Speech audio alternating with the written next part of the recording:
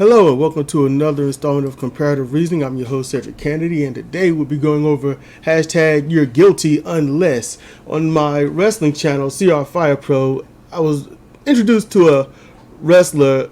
Had to look it up on Wiki, and he had a decent career. He was going well. He, winning championships. He was doing great, and then all of a sudden, a woman comes out and accuses him of, I think, molestation or harassment or something like that. And my whole argument was, it's dumb to do this because being accused is not the same as being guilty. And people are just so corrupt about it. They're very corrupt. And the one that I was talking to pointed out how people just believe anything on Twitter.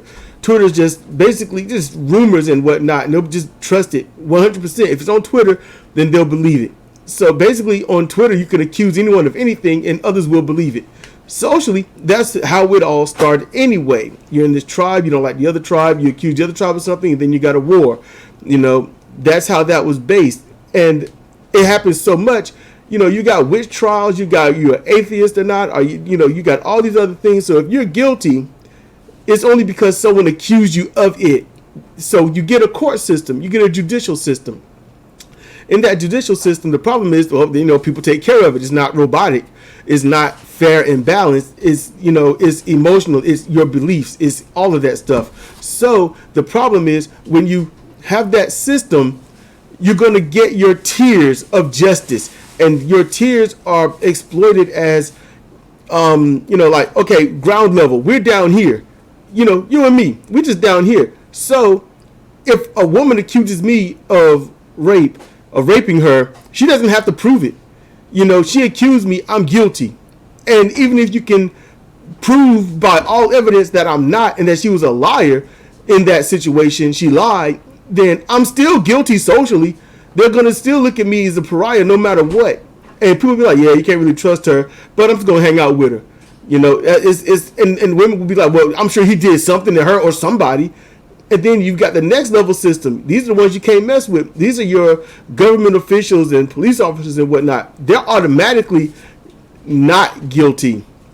And that's the problem. They're not guilty. So when you go against them, it's like, well, this officer raped me. This judge or mayor or something raped me or molested me or hit me for no reason. It was assault or knocked my food out my hand and it messed things up, something. It's not going to work because then it's not about if they did it. You have to prove intent.